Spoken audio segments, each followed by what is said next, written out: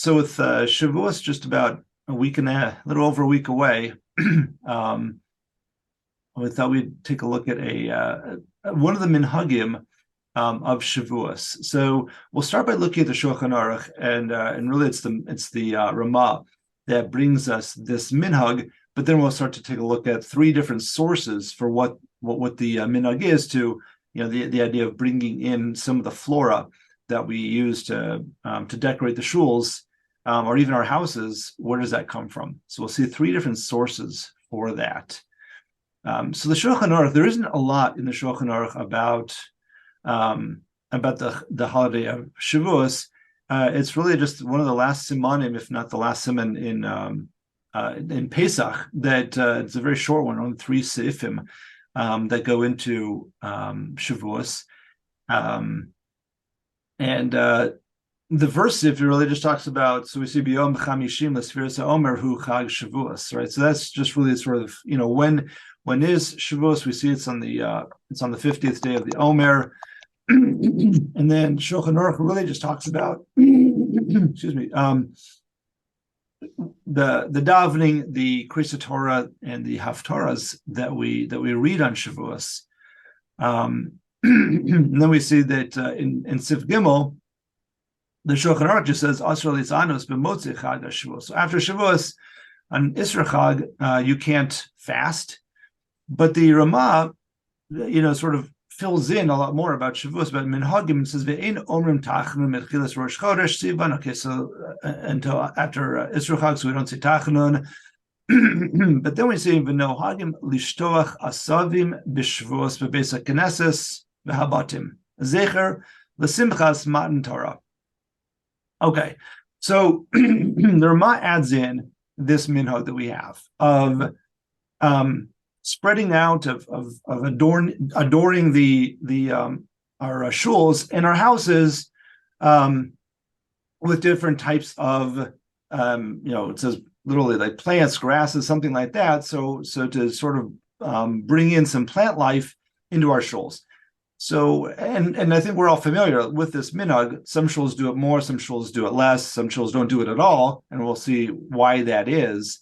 But we're going to see three different sources for where this minhag comes from. So the first one we'll take a look at is the Bnei Yissaschar. So he starts by saying, Minhag Yisrael Torahi, right? Minhag is Torah, right? And this is a concept that we see throughout many different areas of minhagim, is that minhag takes on a status of being true halacha.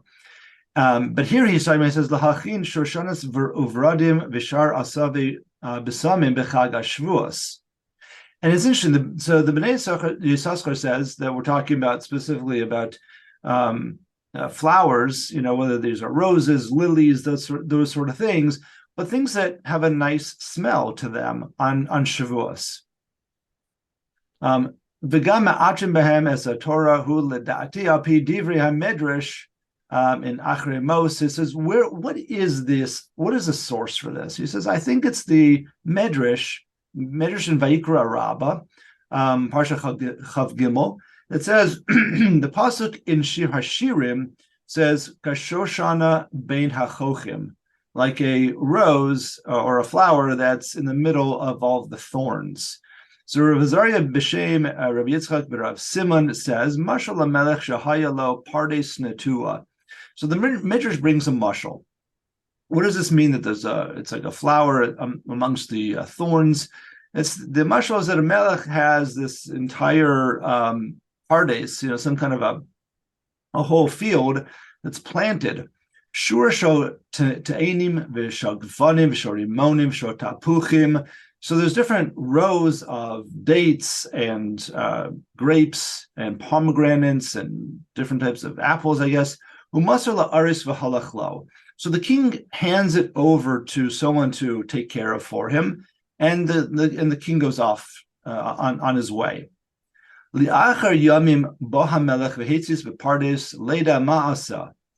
the melech comes back to see, what's going on with his pardes. And he sees that it's full of different types of thorns and weeds. So Hevi Ksitzin the Kotso, so he brings somebody who's going to just wipe it out, right? We're going to start from scratch. So Rabo Shoshana Achas Shovered Notla Behirecho Bo Bishata Nafsho Alav, and he, as he's going through, he sees a single flower, a rose, something like that, or a lily, and he plucks it and he smells it, and his nefesh comes back to him. Amar Melech Bishvosh Shoshana Zu Yinatzo Ko HaPardes, and the Melech says, you know what? Because I found this one flower, I'm going to let the field go. I'm not going to completely raise it and I guess start from scratch or do something else with it. So the Medrash says, "Kacha olam kulo lo nivra ela bishvei Torah." So too, the world was only created for Torah. So after 26 generations after creating the world, Kodesh Baruch Hu comes down and he wants to see what's going on in the world.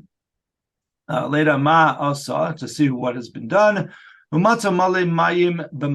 he sees it's not good. I'm not sure exactly why the metaphor of mayim b'mayim, but it seems to be something that is indicative that it's not good, right? It says dor enosh mayim b'mayim, dor hamabel mayim b'mayim, dor haflaga mayim b'mayim. So all these different generations where we see by dor enosh, where we already see some avodah zarah going on, dor hamabel, we're very much aware of, dor haflaga, where you have the tower of Bavel that was built. All of these things were certainly not good.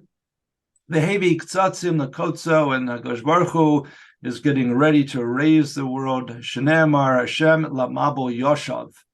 The pasuk in Tehillim says Hashem Lamabel Yoshav. Right, we say this Friday night, which is a reference back to the Mabel that Kodesh Baruch Hu wants to bring a Mabel to destroy the world. But it says V'ra bo Shoshana Achas. But then Kodesh Baruch Hu sees one rose or one lily shovered. Elu Yisrael, that's Yisrael, v'natla v'hericha b'shosh nasan lahem aseres hadibros. This is at the time the smell, the beautiful smell of the rose. This is the time of giving the aseres hadibros, giving matan Torah.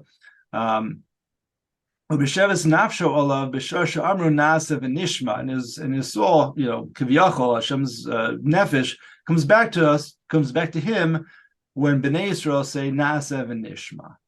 So Amar HaKadosh Baruch Hu b'shvei Shoshana zu yinatzo hapardes. It's only because of this Shoshana, which earlier on we saw maybe it meant the Torah, maybe it meant Yisrael. Though then there's a medrash that also says that Yisrael, Torah, right, is kuchabrichu chadhi. We're all one thing, so it's all one idea of us and the Torah. So b'zchus Torah l'Yisrael yinatzo olam kulo ad kan lashono. So that's where the medrash stops. Is that it's only because of Torah for Yisrael that the world continues. The world is saved. So the Bnei Yissaschar says, "Hine b'havanas hamaymer b'mashalah." So when you think about what this mashal is about richas leshono yesh lecha, and how long there's a certain arichas to it. Yesh lecha la'arich v'im yihiyeh Hashem yizbarach ba'azreinu narchi v'dibar bo aval al kapanim harishoshanim lefonecha yesh yadayim v'raglayim le'min hagam sho Yisrael ater haTorah b'shoshana. So one thing he says is that clearly we see that there's a very clear idea of this analogy between Torah, Bnei Yisrael, and these Shoshanim. So the Bnei Yissaschar says this is clearly a strong source for the minhag. Now the Bnei Yissaschar goes further for probably another 3 or 4 paragraphs where he really talks about why specifically is the Shoshana used as this metaphor for Yisrael and Torah, and the idea that it's the whole thing about a flower is its smell. I mean, it's some flowers you can eat, and there's other aspects to them as well that you could sort of point out to, but the main thing about a flower is its smell. So why is it specifically reach? And that's really what becomes analogous to Torah in Israel. So he goes into depth on that, and we'll in kamakum laharich, but you can sort of think about that idea that the reach is the quintessential sense when we think about Torah and in Israel. But that's, according to the Bnei Yissaschar, that is the source, or certainly a strong source, for why we have why we festoon our shuls and our houses with flowers and other kinds of plant life. So another source, though, is the Siddur of the Yavitz, the Rav Yaakov Emden, or he says Nohagim. This is a very small piece on over on Shavuos, where he says Nohagim l'shtoach asavim zecher l'matan Torah. So same sort of language that we get all the way back from the Ramah, that we have this minhag to put plants in our the shuls. Zecher l'matan Torah shahaya bahar yaruk. Why is that? So according to Yaakov Emden, it's because Matan Torah was given on Har Sinai. Har Sinai was a green mountain. How do we know that? So it says, Kamo Amar al Yiru el Mul Hahor. Don't let your animals graze, on that mountain. So I just brought in some of the psukim around there just to sort of show what Rav Yaakov Emden is referring to. So in Parshas Yisro, it says, Hashem says to Moshe, so first he says, you need to, Moshe Rabbeinu, you need to go down to the people and prepare them for Matan Torah. And there's like this, what we call, there's Hagbal, there's the 3 days of Hagbala, of separating yourselves. And they wash their clothes. On the third day of Hagbala of separation, that's when they come down. And it says, the Hagbala Sa'am is also not to approach Har Sinai. So clearly, at point before Matan Torah, they were able to approach Har Sinai, because now it says, now they can't. Don't go up the mountain. Excuse me. Don't even come close to the edge of the mountain, because so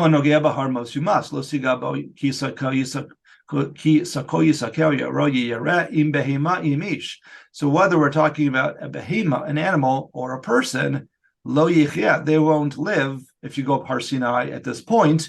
So why would you be bringing a behema up Har Sinai? Again, it seems to be an indication that it was a green area where you might graze your animals.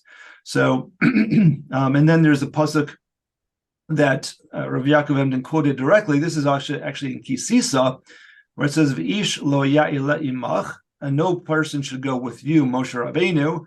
V'gam ish al yeira b'chol hahar, gam hatzon v'habakor al yeru. Whether it's the different types of animals, don't graze there. So we clearly see that they were grazing them before Matan Torah, which was okay. Har Sinai was just Har Sinai at that point. It wasn't a place of Kedusha. But once they're getting ready for Matan Torah, Har Sinai becomes a place of Kedusha, and you can no longer graze there. But the the upshot of it is that it was a mountain that had greenery on it, that sort of thing. So that, according to Rav Yaakov Emden, that's our second source of why we festoon our shuls and our houses with greeneries, because the mountain itself was green. Okay.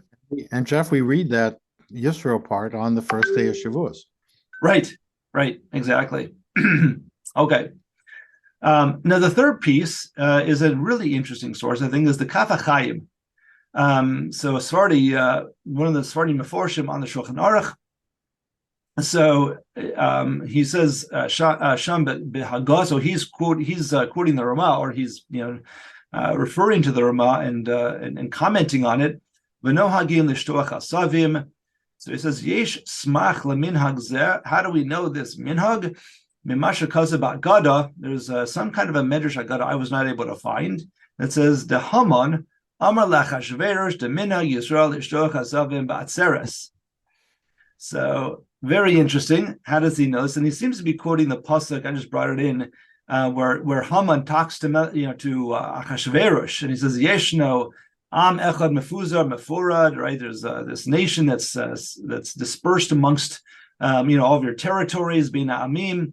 V'chol midunus v'achusecha v'dasehem shonos mikol am, and what they do, their minhagim, their protocols, their laws, they're different from all the other nations. V'es dasei hamelech enem osim, they don't do what the melech does.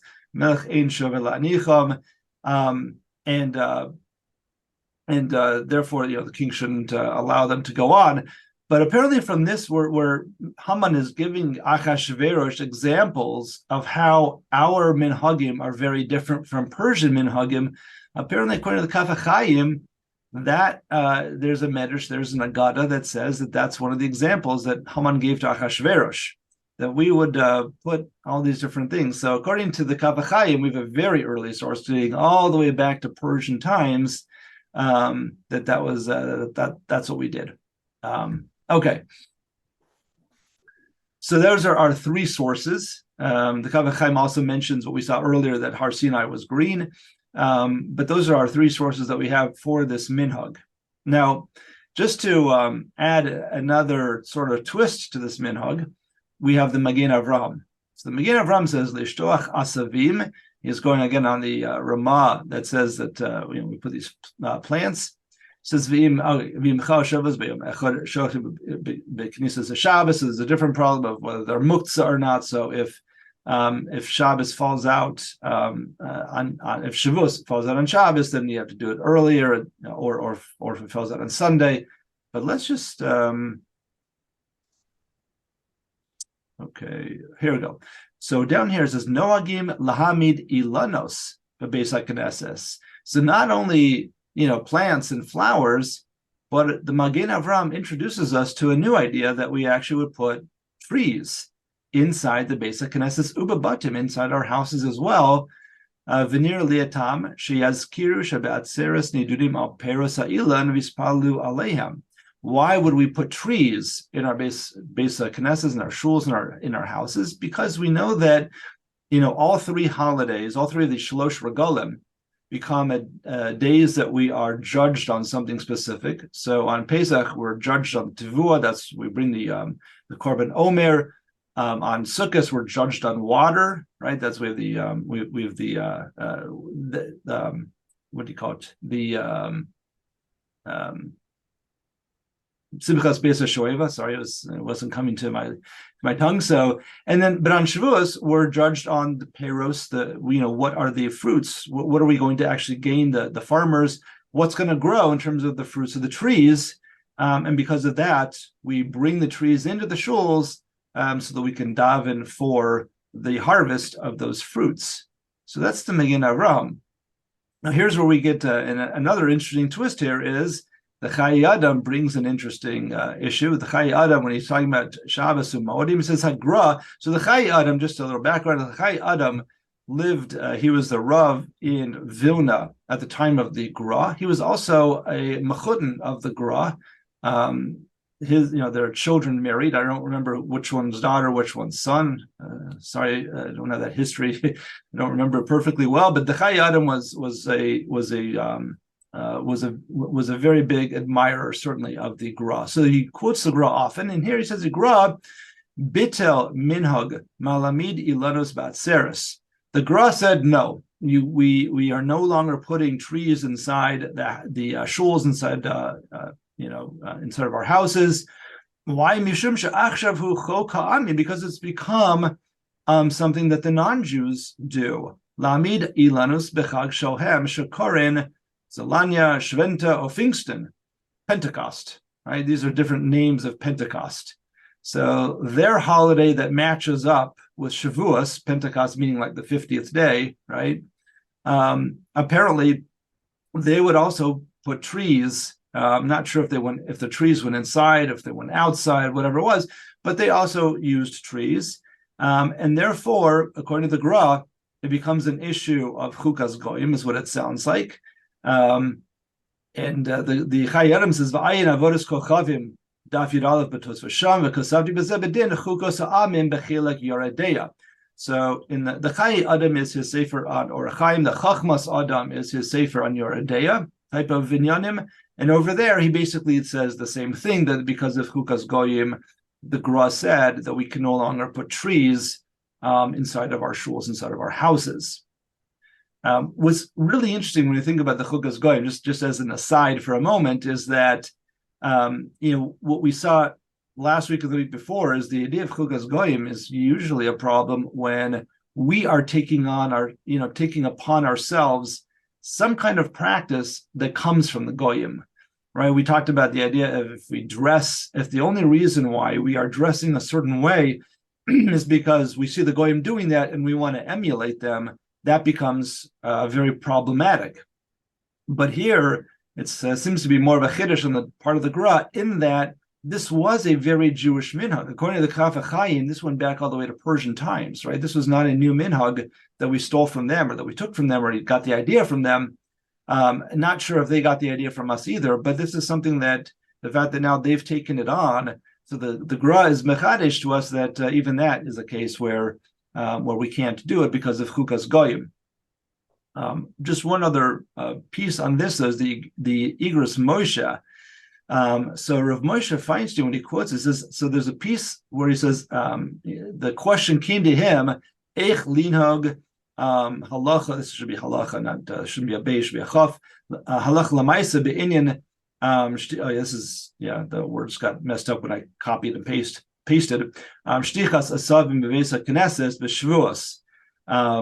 So he was asked that question, and he answered b'davar shtichas asavim v'mardi lanus b'chag shvuos. So can we put plants and trees? He mentions trees and shvuos shagra shehuva b'chai adam that we just saw. The Chai Adam says you can't. Asar me'achar Osim ha'akum the Chag Shohem Somach LaShavuos, right? Their holiday that falls out near Shavuos time, they are doing the same thing. So the Gra says that we cannot. V'tam shekazer shekol davar sheyesh lo tam ein mo iser b'chukosehem v'imkein kivan she'anu osim lezecher sheniduim both sel peros ha'ilan mutar. So Rav Moshe says, but really, like we were just saying, is usually when we steal something from them. Here we're not. Here there's a reason for it. And so Rav Moshe says that I understand the Gra says we shouldn't, but Rav Moshe Paskins we can, because there's a reason for it. Like what we just mentioned up above by the Magen Avraham, that we're davening for the Perus Ha'ilan. So therefore it's mutter. And Rav Moshe says that they're also planting them outside, but Rav Moshe also says that's a little bit different anyway, because they're doing it outside, we're doing it inside. So Enokliv, because of the person who asked the question, he says that he answers it that yes, we should be able to do that. But he says v'ayin be Aruch HaShulchan shagam ken kasav shebedor shalano bitlo. So the Aruch HaShulchan, who lived probably about 150 years ago, was also knowing, like the Gra, not to do this. But Rav Moshe says that it's not a problem. The interesting thing about Rav Moshe is that Rav Moshe also says Vamata Ilanos. He doesn't just say Ilanos, but he also brings in Asavim as well. So it's not just. It seems like according to Rav Moshe, it could be that if you osir the ilanos, it could be also that you would osir anything, flowers, plants, anything else as well. I did see that there's definitely. First, there's a lot of different minhagim out there, but if I remember right, I think Rav Shlomo Zalman, and could be Rav Yosef, Rav Chaim Yosef. I'm sorry, Rav. Rav Shlomo Zalman asered it, like the Gra, and I'm sorry, and Rav Elyashiv, I think they might have also asered it. So we're clearly seeing that some will do it, and some will keep the minhag going, and some are asering it like the Gra, and that seems to be sort of split today amongst different communities. But you'd have to cut down a tree and kill it, a fruit-bearing tree, if you're fulfilling the actual mitzvah. And the minhag of bringing it in. Yeah, and that's a good question. Are you actually bringing in a fruit-bearing tree? Could it just be I don't know, or could you go to the nursery, and sort of bring in one of those trees with the big, and then plant it later? I don't know. I agree with you. It seems odd that you would cut one down to bring it in, because that would be that we don't typically want to, especially fruit-bearing trees. We don't, the whole Isra Baltashkis really centers around not cutting down a fruit-bearing tree. I mean, that's really an Eretz Yisrael. I'm not trying to say that would be, not trying to paskin here, but clearly, at least it wouldn't seem all that befitting to cut down especially a fruit bearing tree to bring into your shul. I sort of wonder if it wouldn't be one of those smaller trees that maybe you'd be able to sort of schlep in just for the holiday, and then after Shavuos go plant it somewhere. I'm not sure. I mean, to be honest, I've never seen a shul that does trees. I mean, I've in my experience, you see the flowers, you see plants, you see things like that. I don't know. I'm not sure how they do the trees. I've just never seen that. I don't know if you guys have seen it, but yeah. Anyway, it's certainly interesting, and especially when we connected back to the idea of chukas goyim. That's actually where I first sort of fell upon this, was looking at that and saw the Chayei Adam. It just really it's an interesting connection back to that, but clearly just with the 3 or 4 sources that we've seen for why we do plants, flowers, now trees, a lot of different minhagim, a lot of different sources, 4 different sources for all these different minhagim. And as the Bnei Yissaschar said, minhagei Yisrael is Torah. So we can see they're not just, I don't know, random minhagim. There's a lot of reason behind them as well. So with that, we'll stop here. We won't have a Kabbalah next week because we'll be getting ready for Shavuos. But hopefully after Shavuos, we'll get back together.